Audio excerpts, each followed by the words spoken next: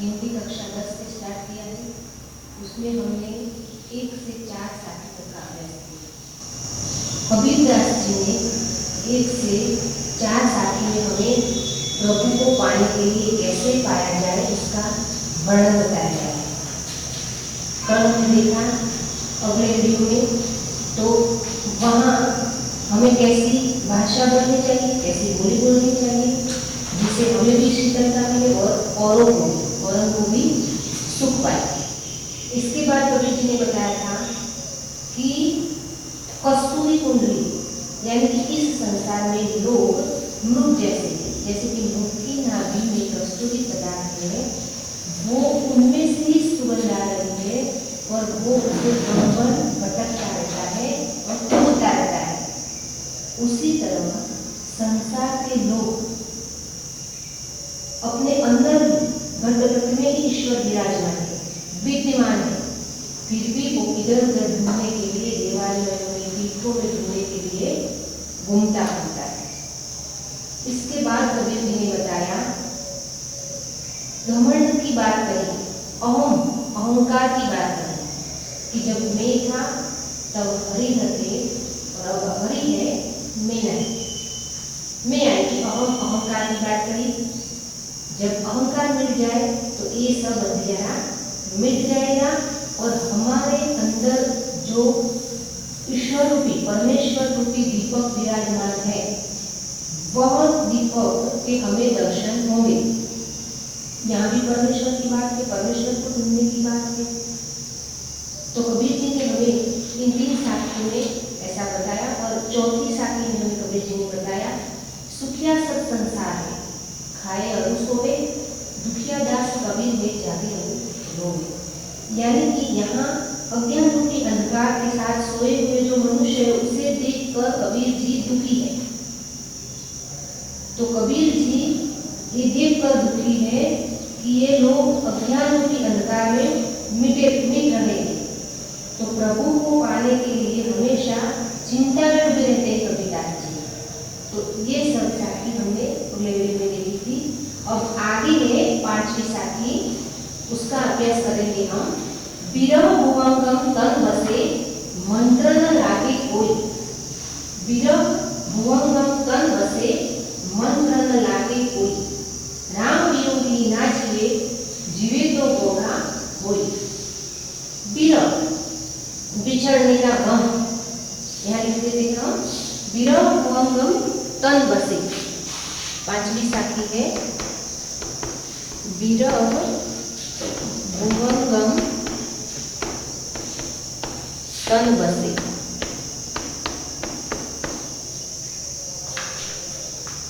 मंत्र न लागे कोई।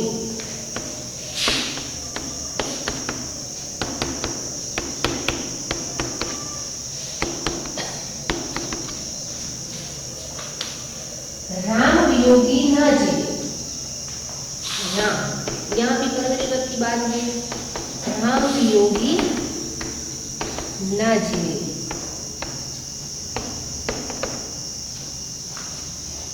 जीवे तो गोरा होई। जीवे तो गोरा होई। यहाँ कबीर जी हमें बता रहे थे कि विरह भुवंगम तन बसे। विरह यानी कि बिछड़ने का गम। विरह बिछड़ने का गम। भुवंगम यानी कि भुजंग, सांप। ये भुजंग है, वो संस्कृत शब्द है। संस्कृत में सांप को भुजंग बोलते हैं, स्नेक। भुजंग भुवंगम तन बसे, मंत्र न लागे कोई। राम वियोगी ना जीवे, जीवे सो बोरा। बोरा यानी कि पागल, पूरा।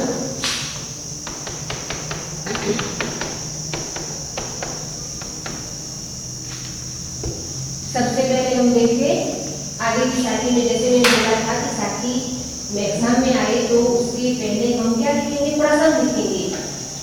ऐसे हमको जो लाइन मिली है उसके साथ हम सबसे पहले प्रसंग बताएंगे कि ये साखी कहाँ से ली गई है। तो प्रस्तुत साखी हमारी हिंदी पाठ्य पुस्तक स्पर्श 2 से ली गई है। इस साखी में कवि कबीरदास जी कहते हैं कि इतनी 2 लाइन सभी लाइन में एक जैसे आएगी, ऐसे लिखेंगे। प्रस्तुत साखी हमारी हिंदी पाठ्य पुस्तक स्पर्श 2 से ली गई है। इस साखी में कवि कबीरदास जी कहते हैं कि ईश्वर वियोग में मनुष्य जीवित नहीं रह सकता। ईश्वर वियोग में मनुष्य जीवित नहीं रह सकता, और अगर रह भी जाता है, और अगर वियोगी ना जीवे और अगर रह भी जाता है तो बोरा यानी कि पागल हो जाएगा। ईश्वर के बिना कोई स्थिति विद्यमान है ही नहीं इस संसार में। तो अगर रह भी जाता है तो वह पागल हो जाता है। अब इसके बाद सबसे पहले प्रसंग ऐसे करके हम प्रसंग लिख देंगे कि इस साखी मैंने बताया वैसे। अब इसकी व्याख्या डिटेल में क्या लिखेंगे, व्याख्या।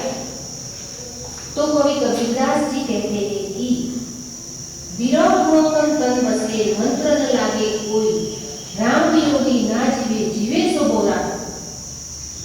समझिए, कबीरदास जी कहते हैं कि जब मनुष्य के मन में अपनों को बिछड़ने का गम, अपना या अपनों को, अपने फैमिली को बिछड़ने का गम सांप बनकर लौटने लगता है, सांप बनकर भुजंग बनकर लौटने लगता है, तब उस पर न कोई मंत्र या न कोई दवा काम आती है। जब अपनों से बिछड़ने का गम लौटने लगता है तब उस पर कोई मंत्र या कोई दवा काम आती नहीं, कोई का मंत्र दवा असर करती नहीं, और नहीं कोई दवा असर करती।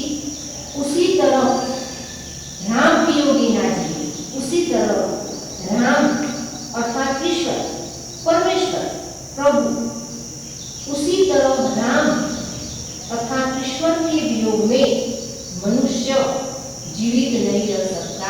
इस संसार में कोई भी ऐसी जगह नहीं, घटी परमेश्वर यानी कि कोई ऐसी जगह नहीं जो ईश्वर के बिना विद्यमान है। तो यहाँ पे राम अर्थात ईश्वर के योग में मनुष्य जीवित नहीं रह सकता। यदि रह भी जाता है तो, यदि जीवित रह जाता है तो जैसे जन्म लिया वैसे वो पागल होकर उसकी स्थिति पागलों जैसी हो जाएगी और मृत्यु हो जाएगी। पागलों जैसी मतलब कि जैसे आया था वैसे चला गया, कुछ जाना नहीं संसार में क्या है, कितना बहुत बड़ा खजाना है संसार में ईश्वर को पाने के लिए, और ईश्वर को जानने के लिए वो मिला भी नहीं और वैसे ही चला गया, तो उसकी स्थिति पागलों जैसी हो जाती है। कबीरदास जी बताते हैं, कबीरदास जी हमें समझाते थे कि जब मनुष्य के मन में अपनों से बिछड़ने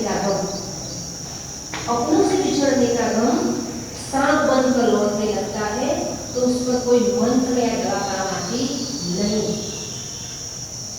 और राम यानी कि ईश्वर के वियोग में मनुष्य यदि जीवित भी रह जाता है, नास्तिक जैसे लोग कि चलो ईश्वर जैसा कुछ है ही नहीं, ऐसे लोग यदि जीवित भी रह जाते हैं तो क्या होता है कि यदि वह जीवित भी रह जाएंगे तो उसकी स्थिति बाद में पागलों जैसी हो जाएगी, फिर उसको एक दिन मानना ही पड़ेगा।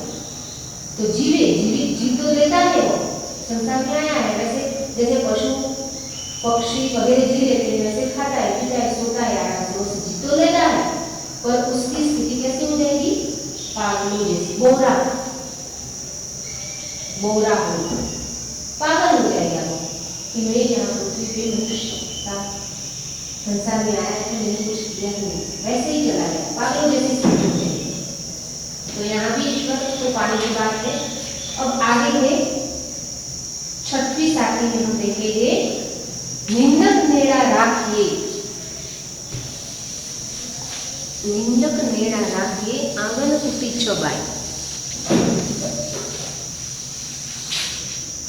निंदक नेड़ा राखिए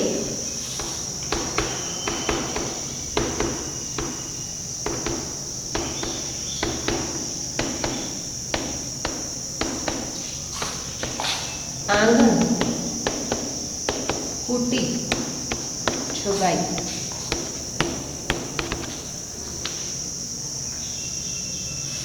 निंदक नेड़ा राखी आंगन कुटी बंधाई।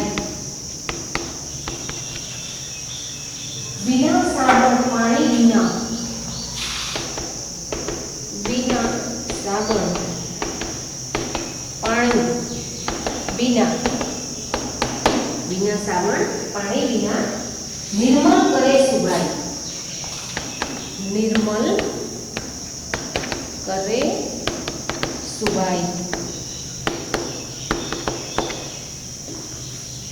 निंदक नेड़ा राखी, निंदक यानी कि निंदा करने वाला, हमारी निंदा करने वाला, कोई अच्छा काम करता है, कोई प्रभु का भजन करता है, तो निंदक पर आगे निकल जाता है उससे, तो लोग इस संसार में निंदा करते हैं।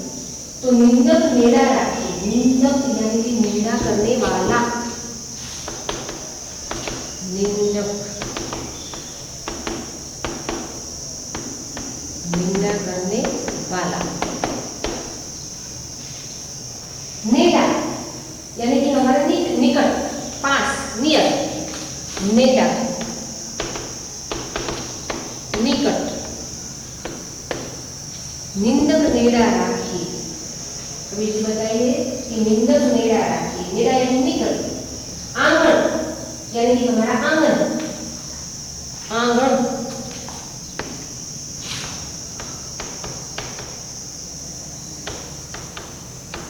आंगन।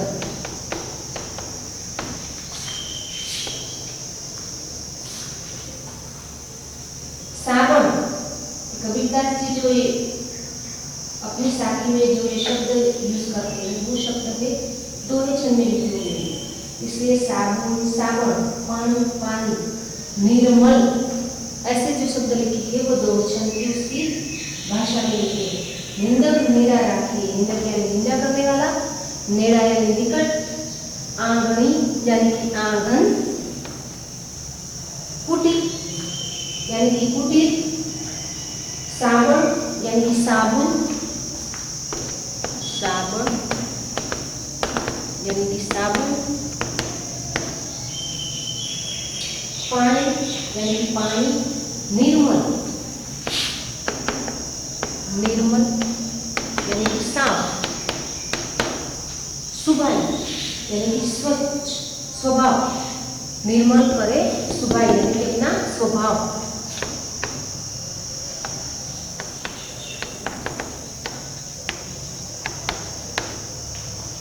अब इस साखी में हमें कबीर जी बता रहे हैं कि निंदक नेड़ा राखिए आंगन कुटी बंधाई। बिना साबण पानी बिना निर्मल करे सुबाई। बहुत बड़ी बात की है इस साखी में कवि कबीरदास जी ने। कबीरदास जी ने बताया है कि हमारी निंदा करने वाला, सबसे पहले तो हम इसकी साखी का प्रसंग बता देंगे। जैसे कि इस प्रस्तुत साखी हमारे हिंदी पाठ्य पुस्तक स्पर्श 2 से ली गई है और इस साखी में कवि कबीरदास जी कहते हैं कि निंदा करने वाले व्यक्तियों को नेड़ा, निंदा करने वाले व्यक्तियों को अपने पास ही रखिए, पास रखने की सलाह देते हैं। और ताकि आपके स्वभाव यानी कि हमारी निंदा करें तो अपने स्वभाव में कोई परिवर्तन आए, हम अच्छे बने। जैसे जैसे लोग हमारी निंदा करेंगे वैसे वैसे हम अच्छे बनेंगे, हमारे मुश्किल भूल निकालेंगे वैसे वैसे हम अच्छे बनेंगे, हमारा स्वभाव अच्छा बन जाएगा, हमारा हमें सकारात्मक परिवर्तन आ जाएगा। इस साखी में कवि कबीरदास जी ये बता रहे हैं। अब हम इसकी व्याख्या क्या बताएंगे कि इसमें कबीरदास जी कहते हैं कि इस साखी में कबीरदास जी कहते हैं कि हमें हमेशा हमारे निंदा करने वाले को हमारे पास ही रखना चाहिए, निकट ही रखना चाहिए। हो सके तो आंगनी कुटी यानी हो सके तो निंदा करने वालों को हमारे आंगन में ही कुटी बनाकर रख देना चाहिए कि हम हमारे आंगन में ही रहो और हमारी निंदा करते रहो। इससे हम हमारा स्वभाव अच्छा बने, हमें परिवर्तन आए, हमें सकारात्मक भाव आ जाए। बिना साबुन पानी बिना, वो लोग क्या करते हैं? निंदा करने वाले, हमारी निंदा करने वाले वो हमारे आसपास ही रहने चाहिए, उसको हमारे आंगन में कुटीर बना देनी चाहिए, ताकि हमें उनके द्वारा बताई गई हमारी जो गलतियां है, हमारी निंदा करते हैं तो हमारी गलतियां निकालेंगे, तो उससे हम क्या हमारी गलतियां सुधार सके, गलतियां सुधारने का मौका मिले। कोई हमारी जो निंदा करता है तो उससे हम अच्छे बनेंगे, अच्छे स्वभाव वाले बनेंगे। और पानी की मदद बिना बिन साबुन पानी और साबुन बिना क्या हो जाएगा, हमारा स्वभाव स्वच्छ हो जाएगा। तो यहाँ पे कबीरदास जी ने बहुत बड़ी बात की है कि निंदा करने वाले को हमारे पास ही रहना चाहिए, हो सके तो हमारे आंगन में ही उसको कुटीर बनाकर रख देना चाहिए, क्योंकि वो जैसे जैसे हमारी निंदा करता रहेगा वैसे वैसे हमारी गलतियां सुधर जाएगी और वो हम अच्छे स्वभाव वाले हमें परिवर्तन आ जाएगा। ये बता रहे हैं 36 साथी में निंदक नेड़ा राखी आंगन कुटी बंधाई, उसको आंगन में कुटी बंधवा दीजिए और हो सके तो ये हमारे पास ही रहना चाहिए निंदा करने वाला, और जैसे जैसे वो निंदा करेगा हमारी गलतियां नहीं करेगा वैसे वैसे हम अच्छे बनेंगे, हमारा स्वभाव अच्छा बनेगा, हमारी गलतियां सुधर जाएगी। तो ये बता दें। अब आगे ये साथी की गलतियां बता रहे हैं कबीरदास जी। पोथी पड़ी पड़ी जब हुआ पंडित भयानक हुई, एके अशी पीर का पढ़े सु पंडित हुई। पोथी यानी पुस्तक, पोथी पड़ी पड़ी जब हुआ पढ़े सु पंडित हुई।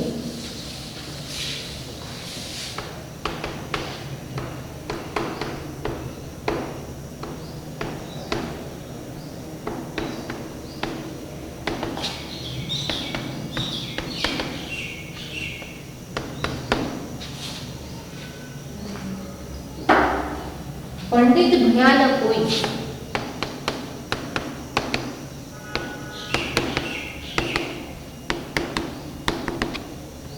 पंडित कोई न बन सका, भया बन सका।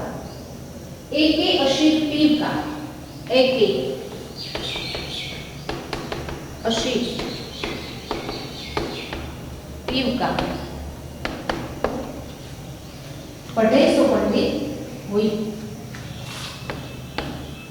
पढ़े सु पंडित होई।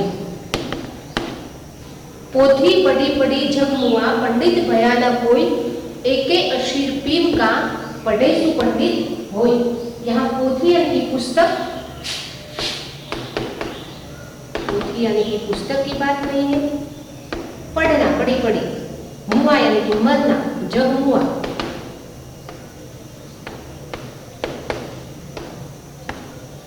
पंडित भयानक कोई, भया यानी कि बनना, पंडित कोई नहीं बन सका आज तक।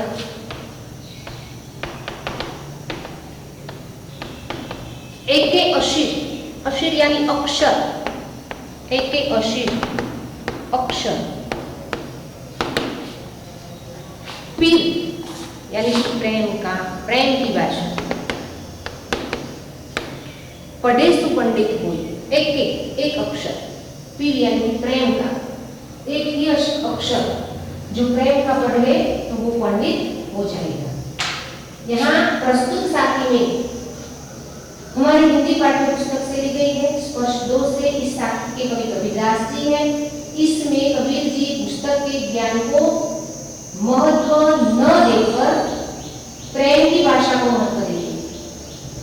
पुस्तक तो सब पढ़ते हैं, पढ़ के सब मर गए, लेकिन उसमें कोई चेंज ना आए, उसमें कोई प्रेम की भाषा न समझ आए, तो उसका क्या मतलब? तो यहाँ पे कवि बताते हैं कि पोथी पढ़ी पढ़ी जब हुआ पंडित भयानक हुई, एके अशीर पीर का पढ़े सु पंडित हुई। पोथी यानी पुस्तक। यहाँ पर कबीरदास जी बता रहे, व्याख्या में क्या लिखेंगे? यहाँ पे कबीरदास जी बता रहे हैं कि इस संसार में मोटी मोटी पुस्तकें तो सब पढ़ते हैं, किताबें, कोई मनुष्य सब मर गए, परंतु कोई भी मनुष्य पंडित या ज्ञानी नहीं बन सकता। ऐसे अच्छी तरह से ज्ञानी, मतलब ईश्वर को ध्यान दिया वो ऐसे ज्ञानी, अच्छे स्वभाव वाला। यदि किसी व्यक्ति ने ईश्वर प्रेम का एक ही अक्षर पढ़ लिया, एक ही अक्षर प्रेम का जो पढ़ लिया हो, तो वो पंडित माना जाता इसे जानने वाला ही वास्तविक ज्ञानी है। बहुत बड़ी बड़ी पुस्तकें पढ़ते हो, अपना स्वभाव अच्छा नहीं, ईश्वर के प्रति कोई अच्छा भाव नहीं, तो वो उसका कोई मतलब नहीं। उसका मोटी मोटी पुस्तकें पढ़ने का, किताबें पढ़ने का कोई मतलब नहीं। यहाँ पे कवि कबीरदास जी बताते हैं एक अक्षर, एक अशीर्षी का यानी कि प्रेम की भाषा का एक ही अक्षर, ईश्वर प्रेम की भाषा का एक ही अक्षर जो पढ़ लिया जाए ना, तो वो इसे वास्तविक रूप में जान लेगा और वो ज्ञानी कहलाएगा। पढ़े सो पंडित, एक ही अक्षर जो पढ़ लेगा ज्ञान का, वो पंडित हो जाएगा। ऐसी बात बताइए इस साखी में कवि कबीरदास जी। अब लास्ट साखी में क्या बताते हैं कवि कबीरदास जी? नंबर 8 हमारे स्पष्ट 2 में 8 साखियां दी गई है, सब में कबीरदास जी ने बहुत बड़ी बात की है। अब लास्ट में देखें, हम घर झाल्या आपना, हम घर झाल्या आपना बिना मुराड़ा हाथी। कैसे वर्ड यूज किए हैं? दोहे छंद में। हम घर झाल्या आपना बिना मुराड़ा हाथी, अब घर झालो कास का ले चले हमारे साथ। हम घर झाल्या आपना, हम घर झाल्या आपना लिया मुराड़ा हाथी, लिया मुराड़ा हाथी, अब घर झालो तास का, अब घर झालो तास का, अब घर झालो तास का ले चले हमारे साथी, ले चले हमारे साथी।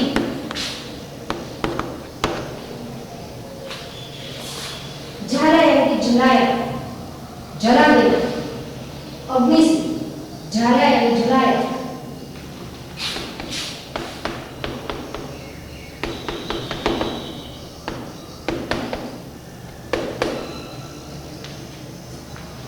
आपना यानी कि अपना।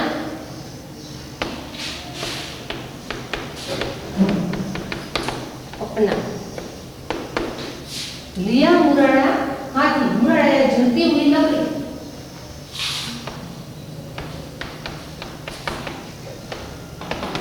जलती हुई लकड़ी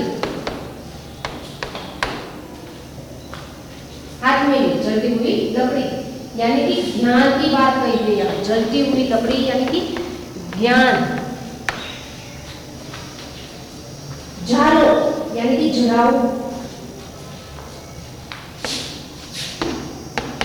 जालो यानी कि जलाओ।